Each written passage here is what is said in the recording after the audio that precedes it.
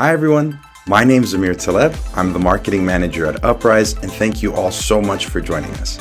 Uprise is a startup that makes financial plans for young professionals. We're VC backed, and the plans we build are customized, reviewed by a real person, and cover a bunch of different topics. On average, we've put $1.5 million of lifetime net worth back into customers' pockets. To sign up and claim your spot on the waitlist, visit the link to our website. In this episode, we spoke with Ayushi Sinha. Ayushi is the co-founder of Yustha Yoga and an MBA student at Harvard. Back when she was an undergraduate at Princeton, Ayushi wanted to build a company. That spark turned into co-founding WellPower, and for about 2.5 years, she worked on improving access to clean water in East Africa. Though the startup eventually wound down, the experience got Ayushi thinking of ways to support other student founders. As a result, she decided to co-found Prospect Student Ventures, a micro VC fund that helps Princeton students get their businesses off the ground. Aside from launching Yustha Yoga with her sister, Ayushi's also been a product manager at Nines and a venture capital investor at Bain Capital Ventures. At Uprise, we're honored to have had Ayushi as an early user, and we really appreciated the chance to hear her thoughts on everything from measuring success to how to end a project. And now, without further ado, here's our conversation with Ayushi. Ayushi, thank you so much again for joining us. Really appreciate it. Really means a lot. It's really awesome to have you with us. And for the very first question, Ayushi, could you please tell us a little bit about your career path and your current work as well? Sure. Hey, everyone. My name is Ayushi Sinha. Currently, I'm a business school student at Harvard, but I suppose my path to this point has very much been seeking out opportunities throughout that venture creation to sort of like supporting timeline. So I guess I can be a little more specific with what that means. I studied computer science at Princeton, and a lot of my, experience in college was very much going to big tech. I worked at Microsoft as a software engineer and product management, where I learned a lot of like core foundational skills, as well as starting my own company in the clean water and energy space. Worked on that for 2.5 years. My co-founders and I were basically building an Uber for clean water filtration and distribution. And I actually traveled to Kenya to pilot our startup with my co-founders. Now, as you can imagine, the reason I'm not doing that today is because it ultimately failed, like most startups do. But specifically, we ran into this problem where we were really young in our career. We had really no track record. And so it was incredibly hard to raise money for our venture. And because we had a hardware component, what we were doing was incredibly capital intensive as well. So unfortunately, not the right mix of things, and we had to kind of shut down shop after around 2.5 years or so. But that really got me thinking about how many other Ayushis are there in the world who have a really good idea, have the chutzpah to sort of get it done, but really are prevented from pursuing the startup full time because they don't have that initial sort of capital. So I started a micro VC fund with a couple of friends. 4 students, 5 students went out and fundraised for that with the idea that let's give people $10,000 checks to get them to the point where they can go out and raise from an institutional fund. And that's really what kickstarted my own journey into venture capital. Again, really was coming from just like a personal pain point that I found, which was it's hard to raise money as a young person, as a student founder. And then I ended up really enjoying early stage investing. So from there, I think I've lived sort of these paths of operator founder as well as investor. So right after school, I decided to actually not go back to big tech. And I instead went to work at a machine learning startup that was in stealth.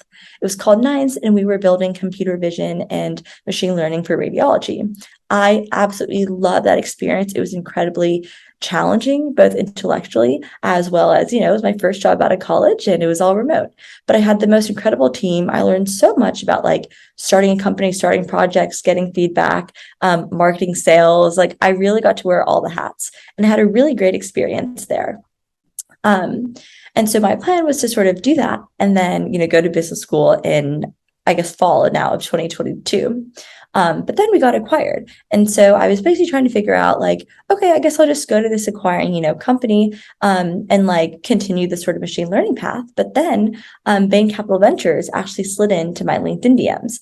And for the last sort of the 2 years, or so since graduating, I'd like been investing personally out of angel checks. And so when they slid into my LinkedIn DMs, I thought, oh, this is a great chance to go invest with an institutional investor, someone who, is a multi-stage fund. It's very different when you're winning the deal, when you're like setting the terms, when you're setting the valuation, and sort of the main kind of point of contact with these founders, rather than just being an angel investor. So I thought, I'm very young in my career. I want to learn. I want to know kind of which of the founding versus like early stage investing paths kind of makes sense for me. What a great way to like go try this out for 6 months. So that's what I was most recently doing. And then I guess I moonlight as a fashion designer. My younger sister and I started a South Asian inspired athleisure brand, very much inspired by our sort of like love for our heritage, but also sort of wanting to bring those South Asian prints to a wider audience. We want people of all identities to be able to interact with and sort of understand what are the roots of yoga, like what are these beautiful South Asian patterns. And that's been nice as a side hustle, you can say, as we really draw out our creativity. And it's also taught me a lot about commerce as I've worked on that venture with her. Ayushi, like, and I'm sure you hear this a lot, like, your background's incredible. It's really awesome, like all the different stuff you've been able to do. And so the question that I have there, getting into the career advice stuff, is how you're able to manage that. Any advice for other people who also aspire to do lots of different things? How do you manage all of that? Is it, through one app or a series of apps? Is it with a calendar, with a planner? Any tips on managing a really busy schedule successfully? I'm someone who thinks about working on things that are always energy additive. So the first thing I would say is honestly forget about like the apps and the productivity tools. Like, sure, that works for some people, but I think at the end of the day, like work on things that give you a lot of energy, because then they won't seem like work.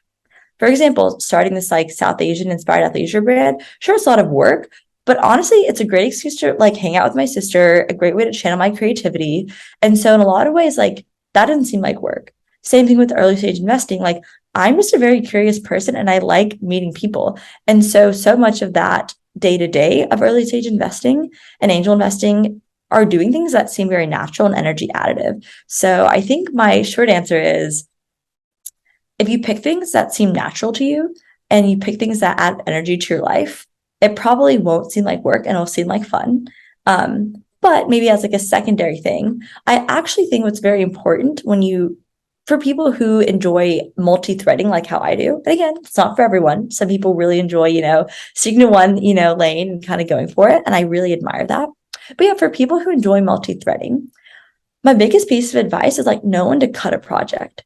So I have this whole part of my Medium where I basically do retros on all these projects that I started and then for whatever reason decided to like stop. And of course, you don't just like leave people hanging. You very graciously close the loop. And I think it's actually very important to, when you start a project, set metrics for like, if these things are true, I will continue working on this project. And if said other events occur, I will stop working on it. And like, this is my exit plan.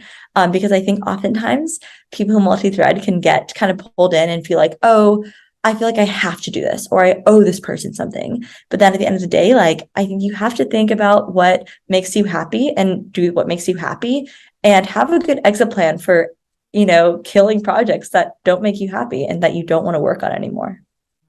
I mean, I think another thing, like for me that comes to mind is like when you're working on a bunch of different stuff is burnout.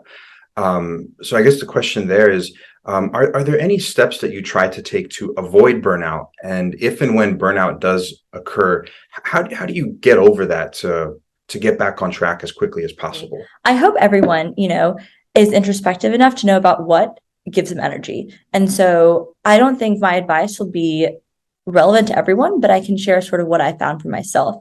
So whenever I'm experiencing burnout, I know there are a couple things that will just get me up and going, like, and motivated and inspired. So the first thing that I do is like, I really love working out. Like, I know that sounds kind of weird, but I really love it. And not in the like, I want to hit a goal or I want to make a certain time of mile, like not in a quantitative way. For me, working out actually is the one place where I'm like, I get an A+ for showing up no matter how well I do. And so what that means I think like for my calendar, is whenever I feel burnt out, I will like go to a workout class.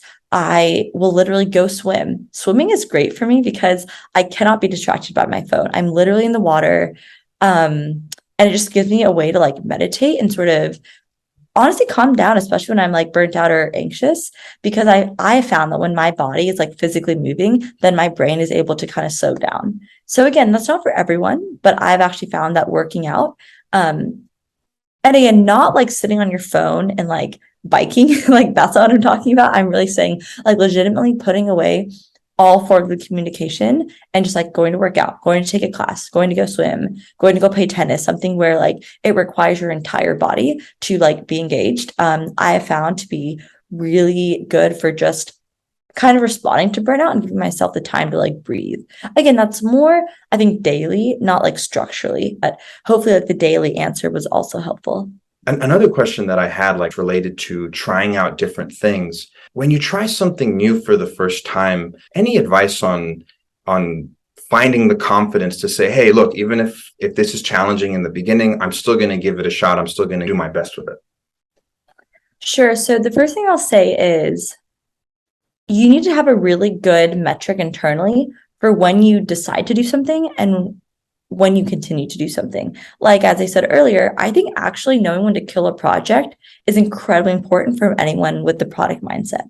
That being said, to kind of, I guess, go earlier in the timeline of how do you have the confidence and what do you tell yourself in the beginning? Yeah, I totally hear you. I think in the beginning, I had like a perfectionist mindset of like, I can only do things that I'm great at.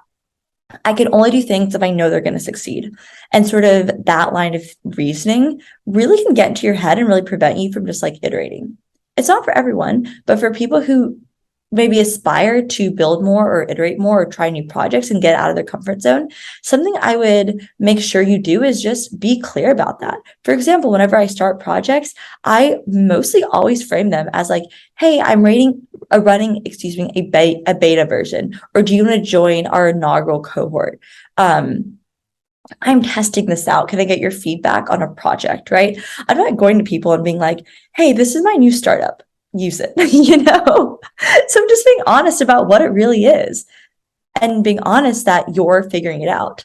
I think helped me with a lot of the imposter syndrome because I think it's unreasonable to start something and being like, yeah, it's going to be absolutely perfect. And like, I'll guarantee that it succeeds. Because also, I think then you can run into the problem of pushing a solution and not a problem. So again, it's balancing being agile. It's balancing sort of being honest about what exactly you're building and how legit it is. And also giving yourself the space to be wrong. And hopefully then you won't have imposter syndrome if you know that you're doing this as an exploratory project or as like a beta project or as like a mock-up. Like there are a lot of language and rhetoric you can use to signal that what you're doing is an experiment and it's not set in stone and it's not perfect. And hopefully that would help. For the next question, I think this is a hard one, and I'm sure it probably changes a lot, but I still think it's worth asking. I think it's an interesting question. Like when it comes to determining success or defining success or measuring success, and again, I'm sure it really differs depending on what the project is. But in general, when you're working on something, how do you measure if that effort was successful or not? Is it as simple as, hey, look, I gave it my best shot. I don't care what the results were. I tried, I gave it 100%, therefore it was a success. Or maybe it's a bit more complicated than that, but any thoughts on how you define success when you're working on something? Yeah, I think it's oftentimes project specific, but I bucket it into two things. One, like personal excellence, and two, project success. So yes, of course, if you put in your 100%. Only you know that, but I think we all have a pretty good sense of what our 100% is. So of course, that's part of sort of success. Like, did I show up and did I give it like a fair shot? Did I really try? Did I give it my 100%? Yeah. So just one, be honest with yourself. Two, I actually like writing metrics beforehand. A really good thing to think about is like, if it's a community project, some metrics that you can think about if it's a success is like how many people signed up, how engaged are they? Do these relationships sort of continue after the project is ended? If it comes to a product or like a feature or something like very tangible, I think you can go back to the drawing board and say, what did people say their core problems were? To what extent did my solution answer those core problems? And then again, if you're starting a company, another layer is like financially, like how much money am I making? I think for the athleisure brand, right, like some really clear metrics. And again, I think it's like all about step functions, and there's success that you can hit at every level. So if we were to talk through the, Yustha, the first thing is like, have I really, given it my all? I think I have. I think I've really grinded when it comes to like finding suppliers, like learning all that I can about marketing and advertising. As a tech person, like that all is so new to me. I'm not a good writer. I've really had to refine like my punchiness and all of that. That's like on the personal level. On the professional level, right, and the project level, it's, I think, some really important categories that I thought about success were like co-founder relationship. And that I think you can do by just honestly checking with your co-founder. There are a lot of great templates for like those sort of like feedback conversations. Second is, I think some sort of creative aspect, like, do you feel like you're designing good stuff? Is the quality good? How many times can you put it through the wash? Are you, meeting your SLUs? Are you able to get your item to your customer when you say you will?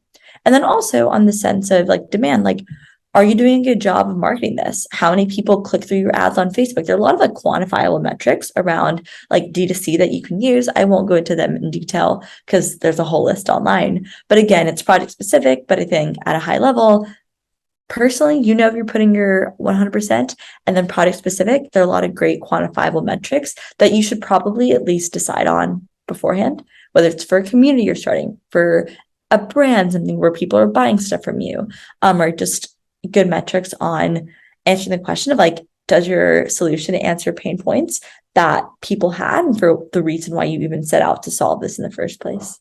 When you think about your career and all the awesome things you've done and all the incredible people you've worked with, if you had to pick, what would you say is the best career advice you've ever heard?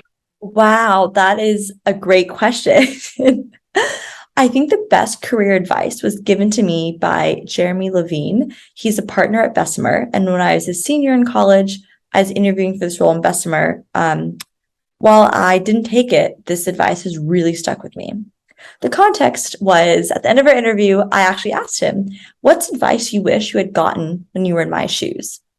And he goes on to sort of tell the story about how after college, it took him several years to figure out what he was exceptional at, what he was like the top like 0.1% of the world at, what seemed natural to him. And he basically had a career where he did things that were not venture capital for the first few years. And he actually came into venture capital like late, if that makes sense. And he feels like when he came in, he was sort of like working with people who were like several years younger than him.